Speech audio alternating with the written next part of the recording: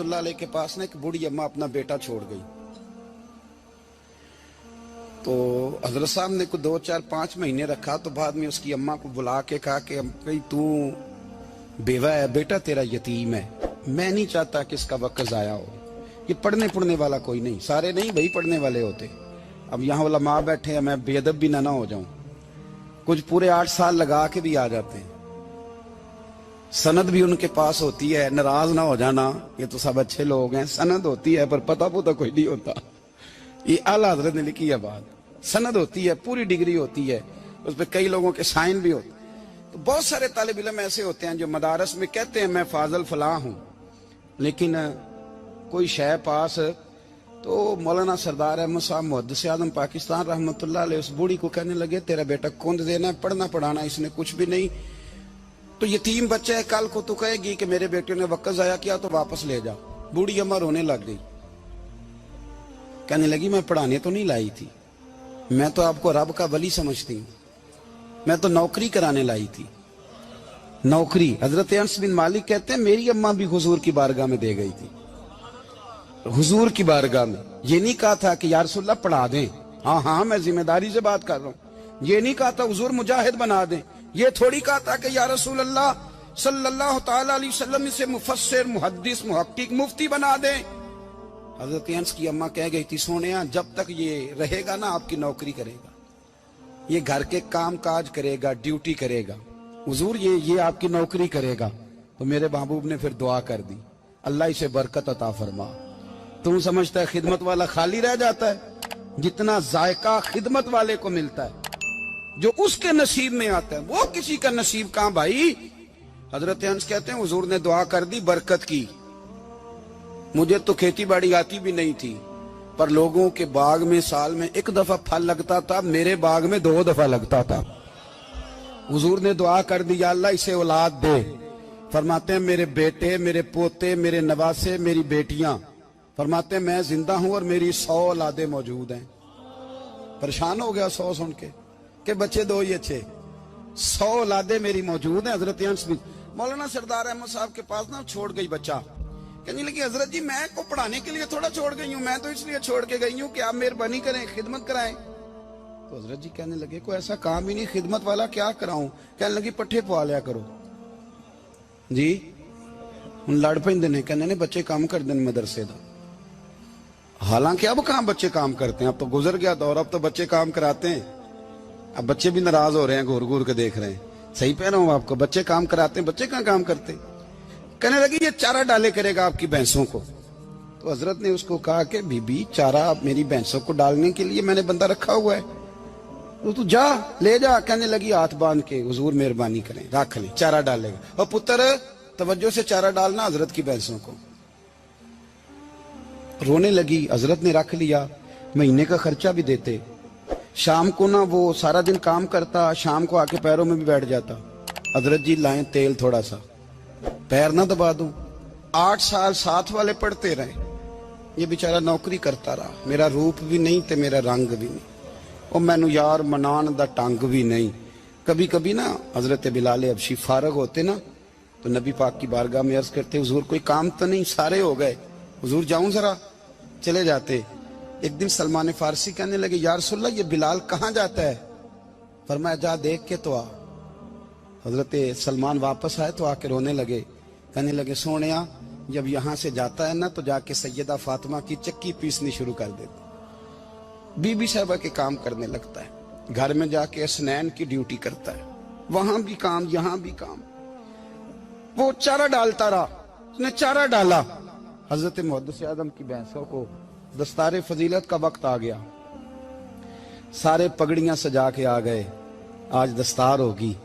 یہ نہ پیچھے ہو کے بیٹھ گیا, چونکہ پڑھا ہی نہیں تھا تو دستار کاہے کی. دستار تو اس کی جو پڑھے گا, ہم نے تو پڑھا ہی نہیں, ہم نے تو یار پڑھا, گھر پڑھا, ڈیوٹی کری. حضرت محدث اعظم رحمت اللہ علیہ کے ہاں جب اعلان ہونے لگا نا کہ اب دستار ہوگی, تو حضرت نے پہلا اعلان اس کا فرمایا. تو مجھان والا بندہ کپڑے بھی کدی کدی بدل دے نا, وہ کہتا ہے جس حال میں بھی تھا میں پلٹ کے دیکھنے لگا کہ پڑھا پڑھایا تو ہے, کوئی شے نہیں. یہ ماجرا کیا ہے. پیچھے سے اٹھ کے آئے, تو کہتے ہیں باقیوں کی دستار کسی عالم نے کی, کسی صوفی نے کی, لیکن یہ بھینسوں کو چارہ ڈالنے والا جب آیا تو محدث اعظم نے فرمایا پگڑی کے بال کو کوئی ہاتھ نہ لگائے, یہ ساری دستار میں نے کرنی ہے. اور فرماتے ہیں حضرت بال بھی دیتے جاتے تھے اور آنسو بھی بہاتے جاتے تھے, ماتھا بھی چومتے تھے, اور فرماتے تھے دستار کے بعد چلا تو نہیں جائے گا یار, مجھے تو عبادت بھی نہیں رہ گئی, مجھے تو چابیوں کو بھی نہیں پتا کون سی کہاں رہتی ہے, جائے گا تو نہیں تو رو پڑا, کہنے لگا سوڑیا جائے تو وہ جس کے پلے کچھ ہے ہو, آتا جاتا تو ہے کچھ نہیں, مجھے کس نے رکھنا ہے, میں نے کہاں جانا ہے, ادھر کہاں تو ادھر ہی رہوں گا.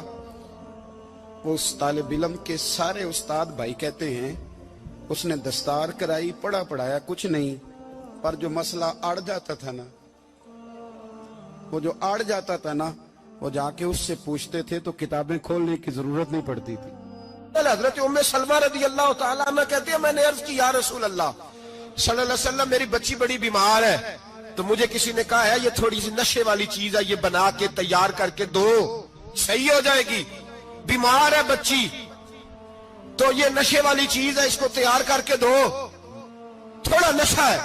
اگرچہ بعض, میں نے شروع میں کہا, بعض لوگ مریض کو, سخت مریض کو ایسی ادویات جو مجبوری بن جائے اس کی گنجائش اور اجازت دیتے ہیں. محتاط علماء تو اس میں بھی بہت ساری چیزیں پہلے بیان کرتے, لیکن اس نے کہا جی میرا نشہ دینا ہے شفا کے لیے. حضرت ام سلمہ کہتی ہے میرے نبی پاک نے میری طرف دیکھا, میری طرف, تو میں نے کہا یا رسول اللہ آپ کیا فرمانا چاہ رہے ہیں؟ تو نبی پاک نے فرمایا ام سلمہ کبھی ناپاک چیز میں بھی شفا ہوئی ہے, کبھی ناپاک چیز میں بھی, کبھی شراب اور خمر میں بھی شفا ہو سکتی ہے. شفا رب کریم نے رکھی ہے پر شہد کے اندر رکھی ہوئی ہے, شفا اللہ نے رکھی ہے قرآن مجید میں رکھی ہوئی ہے, تو اس میں بھی کبھی یہ حضور نے بیان کیا ہے کہ اس کے اندر شفا ہو سکتی, تو امت کتنی دلیری کرتی ہے جو یہ مشورے دیتی ہے کہ اس کے اندر نشہ ہے, شراب ہے, تو کھانسی چلی جائے گی تو فلانی بیماری چلی جائے گی. نہ آؤ ان چیزوں پہ, نہ اپنے ایمان کو خرابی دو, اور نہ ایسی باتیں کرو جس سے کہ ڈائریکٹ رسول اللہ صلی اللہ علیہ وسلم کے واضح ارشادات کی مخالفت ہو. میرے نبی پاک صلی اللہ علیہ وسلم نے فرمایا, اور پھر کچھ لوگ کہتے ہیں تھوڑی پی ہے جی. اب تو میں تجزیے میں پڑھ رہا تھا کہ ایسی شراب ایجاد ہو گئی ہے, لوگ شراب پیتے ہیں اور وہ مست بھی رہتے ہیں, کار بھی چلاتے رہتے ہیں, کہتے ہیں جی نہیں ہمارا ذہن معاف نہیں ہوا تو یہ والی صحیح ہے, نشہ نہیں لاتی.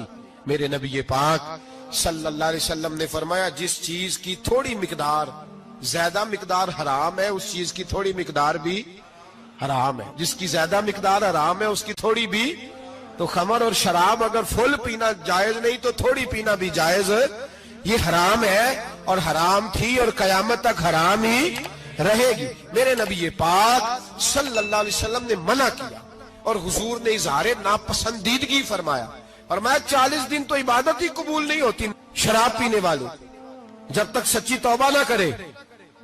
یہ لفظ جب ادا کرتا ہوں تو شرم سے میری زبان لڑکھڑاتی ہے کہ یار درباروں پہ بھی نشہ بکتا ہے. میں یہ بات کر رہا ہوں صوفیاء کا ترجمان, درباروں پہ, مزاروں پہ, اور سجادہ نشینوں تمہیں زمین نگل جائے, آسمان تمہیں لے اڑے, تم پر قہر نازل ہو, تم نے باپ دفن کر کے تو وہاں نشے کا اڈا بنا لیا, ماؤں سے بیٹے چھیننے لگے ہو, عورتوں کے سروں سے کپڑے چھیننے لگے ہو, سہاگ مارنے لگے ہو, بیٹیاں اور بیٹے یتیم کرنے لگے ہو, نشہ بیچتے ہو درباروں اور مزاروں پہ, یہ تماشا لگ گیا. آپ کیسے کروں یہ بات, پر کرنی پڑ رہی ہے, مجبوری ہے, یہ مضمون مکمل نہیں ہو سکتا. بند کر دیں وہ دربار, ہمیں نہیں چاہیے جن درباروں پہ نشہ بکتا ہے. میں ذمہ داری سے کہہ رہا ہوں, بات ریکارڈ ہو رہی ہے. جوتے کی نوک پہ وہ سجادہ نشین جو امت کو ڈرگز دیتا ہے,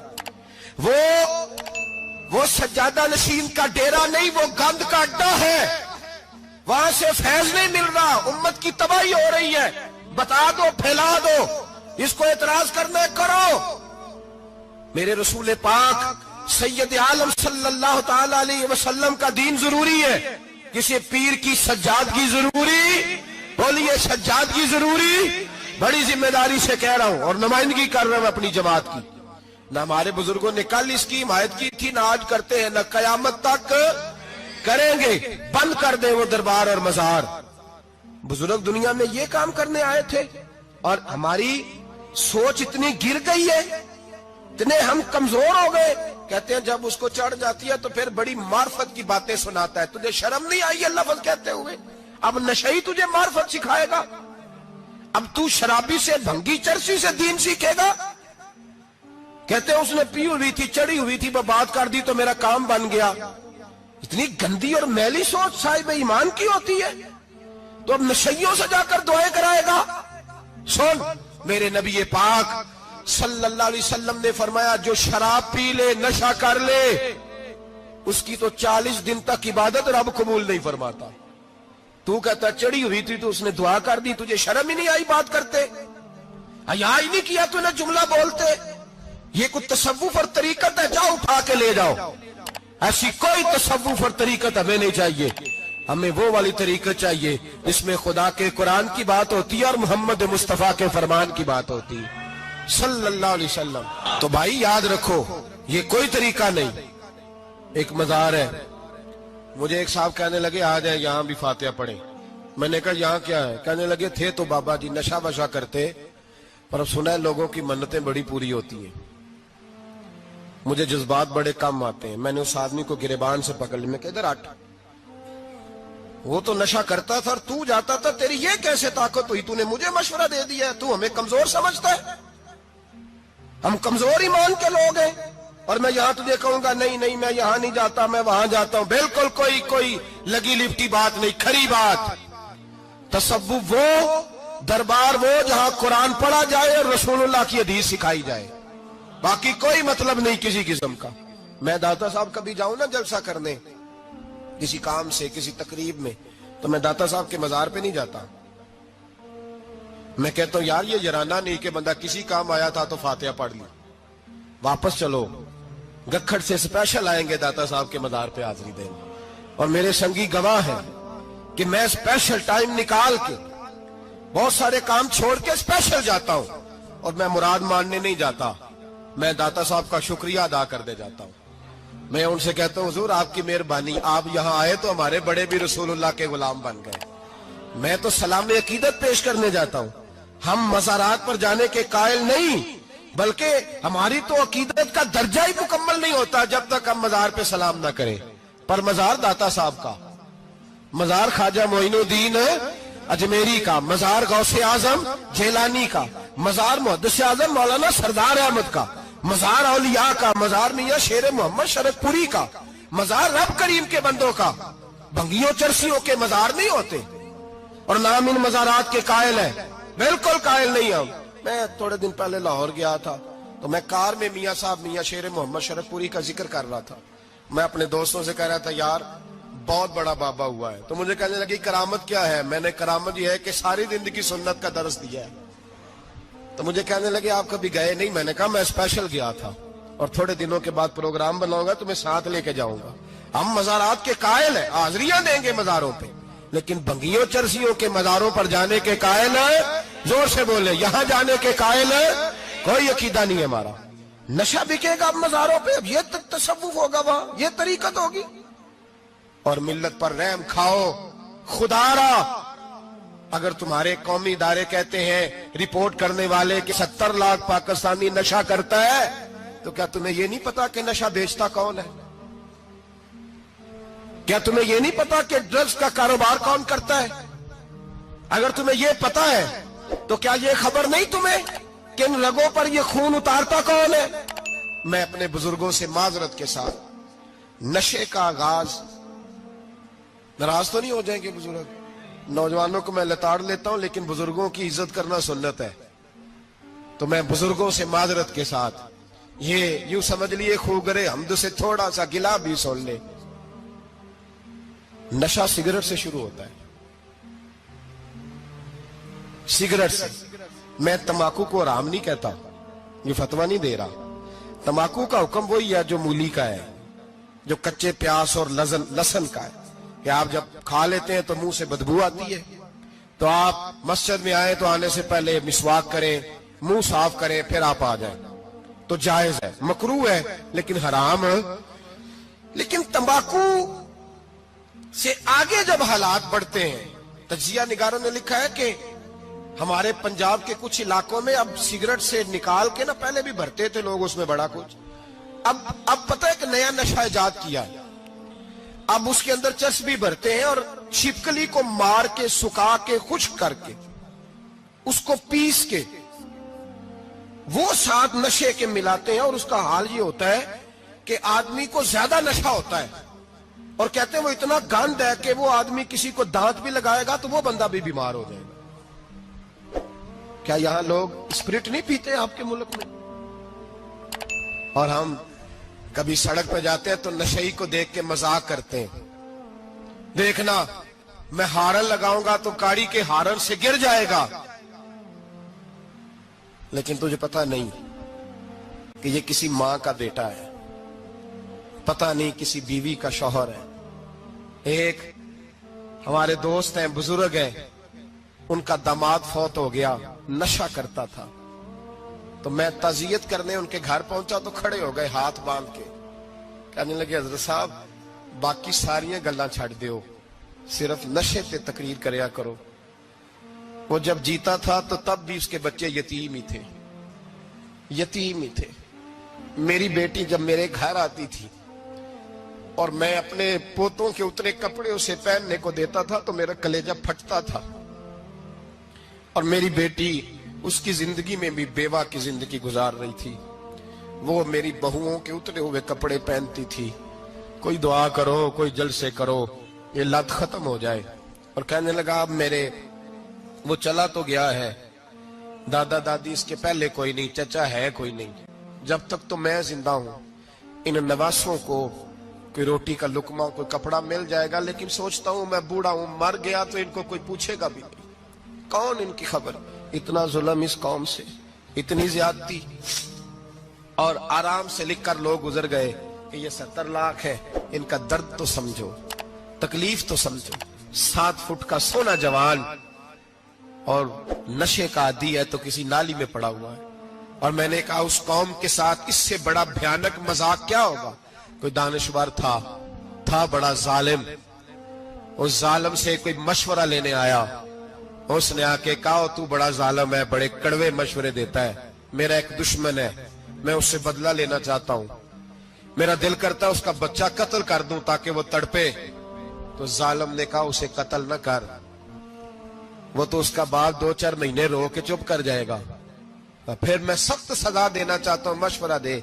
تو اس نے کہا اس کے بچے کو نشے پہ لگا دے، جس کا بچہ نشہ کرے گا وہ باپ روز مرے گا، روز جیے گا، وہ ماں روز مرے جیے گی، نشے پہ لگا دے۔ اس قوم کے ساتھ سب سے بڑا ظلم یہ ہوا کہ ملت کا جوان نشے پہ لگ گیا، ڈرگز پہ لگ گیا، اتنے تباہ حالات ہوئے کہ جوان چڑھتی جوانیاں، اماں نے کتاب دے کے بھیجا تھا، اور کالج سے واپس آئے تو نشے کے ٹیکے ہاتھوں میں پکڑے ہوئے، ٹیکے۔ اور آپ کے اس ملک کے اسلام آباد میں ایک دن میڈیا نے وہ خبر بھی وائرل کی اور وہ چیز بھی دکھائی لوگوں کو، 3 مہینے کا بچہ لے کے نشئی سڑک پہ آ گیا، اس نے کہا میرا نشہ ختم ہو گیا، میرا بچہ خرید لو، 2 پڑیاں دے دو۔ تو وہاں بیبیاں جو سن رہی تھی وہ بھی چیخے مار کے رو رہی تھی۔ یہ ظلم کیا اس قوم کے ساتھ، اور کرپشن کی لعنت نے اجازت دی سپلائی کرنے والوں کو کہ گلی گلی بیچے، گلی گلی۔ انہوں نے کچھ تھوڑا ظلم نہیں کیا ان حکمرانوں نے، اور ہماری اپوزیشن اس کو نہ صرف اتنا پتا ہے کہ یہ جائیں اور ہم آئیں، اس سے زیادہ کوئی غرض نہیں۔ بھائی کرپشن کے خلاف نکلے ہو تم، نشے کے خلاف کس دن نکلو گے؟ جوئے کے خلاف کس دن؟ قوم تو مر رہی ہے نشے سے، اس کے خلاف میدان میں کب آؤ گے؟ صرف اتنا ہے کہ یہ جائیں اور ہماری باری آئے، اس سے زیادہ کچھ نہیں۔ جتنے مجرم وہ ہیں اتنے ہی تم بنتے جاؤ۔